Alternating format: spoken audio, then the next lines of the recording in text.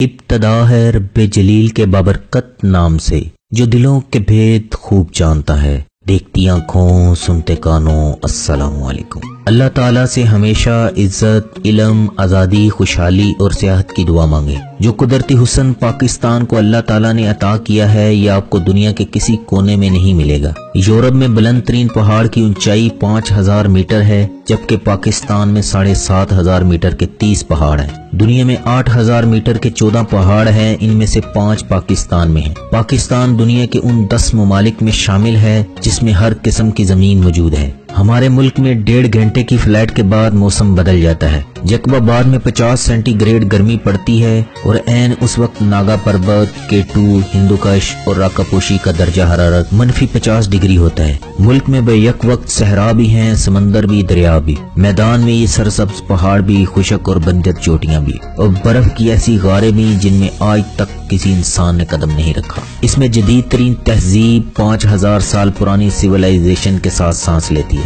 اس میں منجو دڑو بھی ہے، بدھ مت کی قدیم یونیورسٹی بھی، اور سکھ مذہب کے بانی بابا گرو نانک صاحب کی جائے پیدائش بھی، اور ایسے پہاڑ بھی جن کے پتھروں پر آج تک طوفان نوح کے نشان موجود ہیں۔ دنیا میں اس وقت 200 کے قریب ممالک ہیں، جن میں پاکستان ایک ملک ہے جو روس سے کم از کم 10 گنا چھوٹا، لیکن اس کا نہری نظام روس کے نہری نظام سے 3 گنا بڑا ہے۔ پاکستان دنیا میں مٹر کی پیداوار کے لحاظ سے دوسرے، خوبانی، کپاس، گنے کی پیداوار کے لحاظ سے چوتھے، پیاز اور دودھ کی پیداوار کے لحاظ سے 5ویں، کھجور کی پیداوار کے لحاظ سے 6، آم کی پیداوار کے لحاظ سے 7ویں، ٹیکسٹائل اور چاول کی پیداوار کے لحاظ سے 8ویں نمبر پر ہے۔ گندم کی پیداوار کے لحاظ سے 9ویں اور کینو کی پیداوار کے لحاظ سے 10ویں نمبر پر ہے۔ اس کی صرف گندم کی پیداوار پورے براعظم افریقہ کی پیداوار سے زائد اور براعظم جنوبی امریکہ کی پیداوار کے برابر ہے۔ پاکستان دنیا میں صنعتی پیداوار کے لحاظ سے 55ویں نمبر پر ہے، کوئلے کے ذخائر کے اعتبار سے چوتھے اور تانبے کے ذخائر کے اعتبار سے 7ویں نمبر پر۔ اس کے گیس کے ذخائر ایشیا میں 6 نمبر پر ہیں۔ میزائل ٹیکنالوجی میں پہلے، دنیا کی 7ویں ایٹمی طاقت بھی، اور دنیا کے ان 2 ممالک میں سے ایک ہے جو کلمے کی بنیاد پر بنے ہیں۔ یہ ملک کوئی عام ملک نہیں، اس ملک کو چھوٹا نہیں سمجھنا۔ یہ ملک 50 لاکھ شہداء کی قربانیوں سے تعمیر ہوا۔ آپ کے دشمن آپ کو آپ سے زیادہ جانتے ہیں۔ مایوس کبھی مت ہونا، اس ملک پر سایہ ذوالجلال ہے۔ اس ملک پر کرکٹ کے دروازے بند کر دیے جاتے ہیں اور اللہ اس ملک کو T20 کا چیمپئن بنوا دیتا ہے۔ پوری قوم دیوانوں کی طرح اس وطن کی مٹی پر اپنا تن، من، دھن قربان کرنے کے لیے تیار ہے۔ اپنی اپنی ذمہ داری کو جانیے، کون خوش نصیب ہوتا ہے، یہ اپنے اپنے نصیب ہیں۔ ہمارا کیٹو اکیلا ہمارے تمام قرضے اتار سکتا ہے، لیکن ہم نے کبھی اس کی طرف توجہ نہیں دی۔ ہم فیری میڈوز سے اربوں روپے کما سکتے ہیں، ہم نے آج تک اس پوٹینشل کو استعمال نہیں کیا۔ ہم صحت کو انڈسٹری نہیں بنا سکے۔ آج ہم وطن عزیز کا وہ رخ پیش کرنے کی کوشش کریں گے جو دوسروں کی نظروں سے اوجھل ہے۔ جائیے گا نہیں کہیں۔ ویڈیو کا باقاعدہ آغاز کرنے سے پہلے تمام نئے آنے والوں سے YouTube پر ہمارا اسپائڈر بل چینل سبسکرائب کر لیں۔ شاہراہ قراقرم چین اور پاکستان کے انجینئروں کا کمال ہے۔ یہ 1300 کلومیٹر شاہراہ ہے، 806 کلومیٹر پاکستان اور 494 کلومیٹر چین میں، جو حویلیاں سے شروع ہو کر چین کے شہر کاشغر پہنچ کر ختم ہوتی ہے۔ یہ دنیا کی شاندار اور حیران کن سڑکوں میں شمار ہوتی ہے۔ چین اور پاکستان کے 25,000 کارکنوں نے سنگلا پہاڑ توڑ توڑ کر بنائی ہے۔ اس کی تعمیر کے دوران سینکڑوں لوگ مارے گئے۔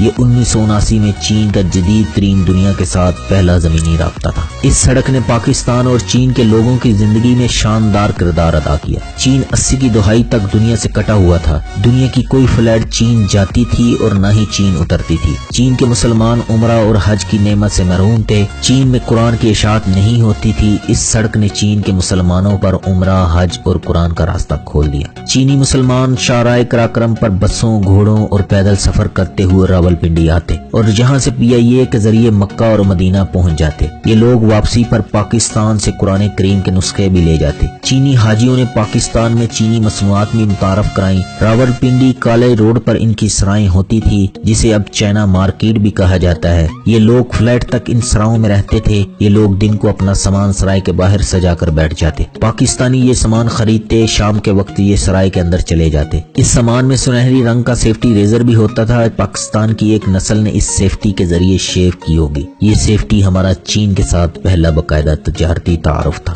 یہ تو عارف کراکرم کی مہربانی سے ہوا۔ ویورز، آپ پاکستان کے شمالی علاقہ جات سکردو، چترال، کیلاش، نران، کغان، خپلو، ہنزا اور دیسائی کا وزٹ کریں۔ آپ ان علاقوں کے سحر میں گم ہو کر رہ جائیں گے۔ کچورا کے مقام پر شنگریلا کے نام سے ایک چھوٹی سی جنت حقیقتاً دنیا کی خوبصورت ترین جگہوں میں شمار ہوتی ہے۔ آپ دنیا میں جہاں بھی جائیں گے غیر ارادی طور پر اس مقام کا تقابل پاکستان کے شمالی علاقوں سے کرتے رہیں گے اور آخر میں ہر بار اس نتیجے پر پہنچیں گے ہمارے علاقے یورپ سے زیادہ خوبصورت ہے۔ اللہ تعالیٰ نے شمالی علاقہ جات کی صورت میں زمین پر جنت کا عکس اتارا ہے۔ آپ کو شفاف پانی کے بے شمار چشمے، آبشاریں، جھیلیں ملتی ہیں، سیبوں، خوبانیوں کے درخت۔ آپ ایک مرتبہ خوبانی کھا لیں پھر کبھی اس کا ذائقہ بھولیں گے نہیں۔ کیلاشی دوشیزائیں پریوں کی طرح رنگ برنگے پہنوں میں ملبوس حیرانی سے سیاحوں کو دیکھتی ہیں اور کئی سیاحوں کو دیکھتے ہی کسی درخت یا دیوار کی اوٹ میں ہو جاتی ہیں۔ کیلاشی جو سکندر اعظم کے وارث مانے جاتے ہیں، سالانہ چلم جوشی میلے میں رقص اور مذہبی رسومات ادا کرتے نظر آتے ہیں جو مئی کے مہینے میں ہوتا ہے۔ یہ لوگ ایک میدان میں اپنا ثقافتی لباس پہن کر ڈھول کی تھاپ پر مقصور رقص کرتے ہیں اور ہم میں سے جس شخص نے جاگتی آنکھوں سے گلگت بلتستان کے ضلع دیر میں واقع پاکستان کی دوسری اور دنیا کی نویں بلند ترین چوٹی ناگا پربت کے عین دامن میں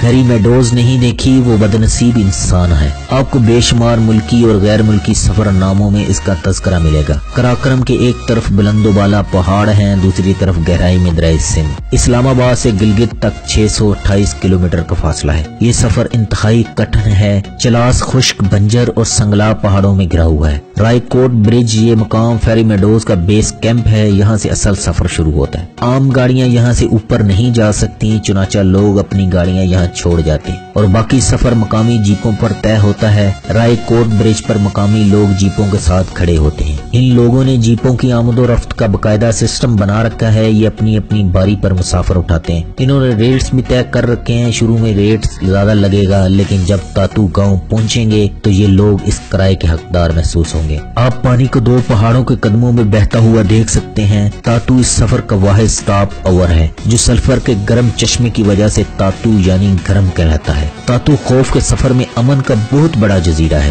جیپوں والے وہاں اتار دیتے ہیں۔ اینڈ پوائنٹ پر پورٹر اور گھوڑے بھی دستیاب ہیں۔ یہ مشکل سفر ہے، آکسیجن کی کمی بھی ہو جاتی ہے لیکن سفر کے مناظر انتہائی خوبصورت، جگہ جگہ پانی کے جھرنے، چیڑ اور پائن کا جنگل ہے۔ دور ناگا پربت کی چوٹی بھی نظر آتی ہے۔ آپ جنت کے دروازے پہ کھڑے ہوتے ہیں جس کو انگریزوں نے پریوں کی چراگاہ یعنی فیری میڈوز کہا تھا۔ یقیناً اس جگہ میں کوئی ایسی خوبی ضرور ہے جو یورپ میں نہیں۔ وہ خوبی کیا ہے؟ ایک موڑ کے بعد فیری میڈو آ جاتا ہے، پہاڑوں میں گم ہزاروں سال پرانی جنت آپ کے سامنے آ جاتی ہے۔ آپ 16-17 ہزار فٹ کی بلندی پر دنیا کا عظیم ترین پہاڑ ناگا پربت آپ کے سامنے بادلوں کی چادر سرکتی ہے۔ بلندیوں پر برف نے سفید ابا اوڑھ رکھی ہے اور اس کے درمیان فیری میڈو ہے، ایک چھوٹا سا سرسبز میدان، لکڑی کے چند مکان، مکانوں کے گرد جھرنے، ندیاں اور چشمے بہہ رہے ہیں۔ ارد گرد گھوڑے اور بھیڑیں چرتی ہیں۔ ایک ندی جھیل میں اترتی ہے، جھیل کی سطح پر درختوں کا سبزہ، پیچھے تراہیاں اور جنگل میں اٹھتا دھواں جو ماحول کو مزید رومانٹک بنا دیتا ہے۔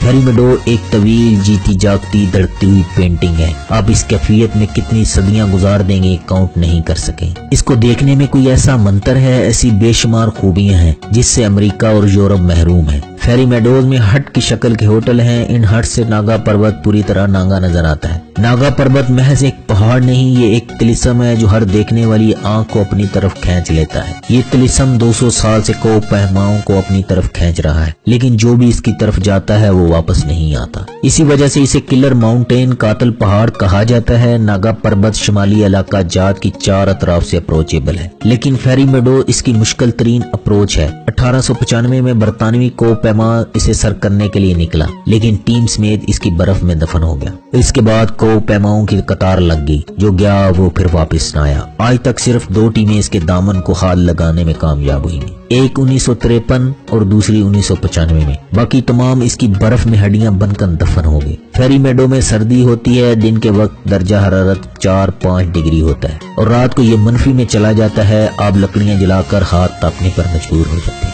फेरी मेडो से 1 घंटे की मुसाफत पर ब्याल कैंप आता है। ये नागा पर्वत का सेकंड लास्ट कैंप है। इसका रास्ता दुनिया के खूबसूरत तरीन रास्तों में शुमार होता है। ये दरख्तों के दरमियान निस्बतन खुली जगह है जहाँ किसी मेहरबान ने हट्स बना रखे हैं। आप हट्स के दरमियान बेंचों पर बैठ जाएं। ब्याल से 3.5 घंटे की मुसाफत पर नागा पर्वत का बेस कैंप है। ये सीधी और मुश्किल चढ़ाई है। ब्याल के बाद पानी और ऑक्सीजन दोनों खत्म हो जाते हैं। आप नागा पर्वत के बेस कैंप जाना चाहते हैं तो आपके पास पानी का जखीरा होना चाहिए, वरना ब्याल से वापस फेरी मेडो चल पड़े, लेकिन आप अपना दिल, अपना एहसास ब्याल ही छोड़ेंगे, जहाँ जिंदगी की कोई टाइम लाइन नहीं, कोई डेड लाइन नहीं, जहाँ कोई बिल नहीं, कोई फोन कॉल और कोई गुरती ही आंख नहीं, जहाँ किसी का इंतजार नहीं, जहाँ वक्त बर्फ में जमकर ठहर जाता है। ये अजीब जादू नगरी है। आप वापसी के लिए बाबूसर टॉप की तरफ मुड़ जाएं। बाबूसर टॉप शिमाली इलाका जात का बुलंद तरीन दर्रा है। इसके एक तरफ गिलगित बल्तिस्तान और दूसरी तरफ कागान की वादियां हैं। बाबूसर टॉप पर साल के 12 महीने बर्फ की तहें जमी रहती हैं। आपके सामने बाबूसर टॉप की सफेद पोस्ट चोटियां,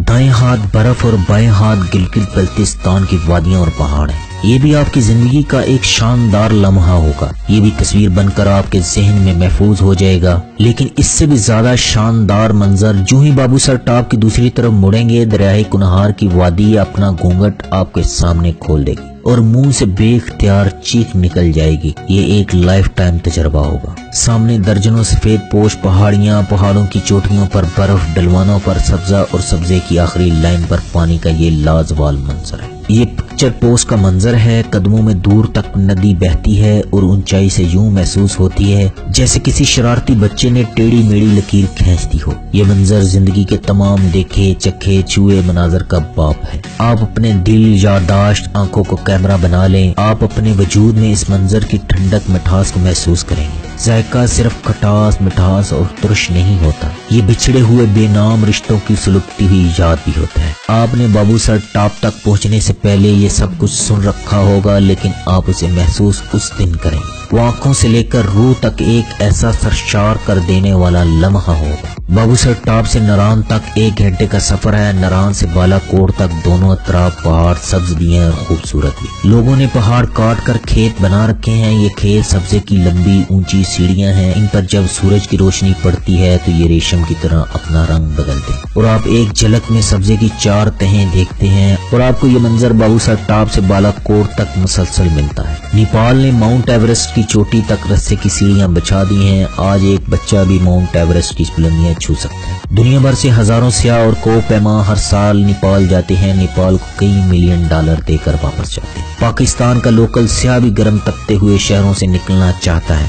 लेकिन इसके लिए रहनुमाई का कोई निजाम है और ना ही सड़क। चुनाचा ये कड़ाई गोश्त खाकर अपनी गर्मियां लाहौर, कराची, पेशावर, कोयटा में गुजार देता है। हम अगर सियाहती सनत को डेवलप करें तो हम खुशहाल भी हो सकते हैं, लेकिन इसके लिए विजन और फोकस चाहिए और हमारी क़यादत में इन दोनों का फुकदान है। ये अपनी हिरस के नागा पर्वत को पजामा पहनाने में मसरूफ हैं। इन्हें पाकिस्तान का नागा पर्वत खाक नजर आएगा। ये थी पाकिस्तान के मुतल्लक मेरी अदना सी कोशिश। आप अपने दोस्तों के साथ शेयर करते हुए अपनी राय का इजहार करें। मुझे दें इजाजत। फी अमानिल्लाह।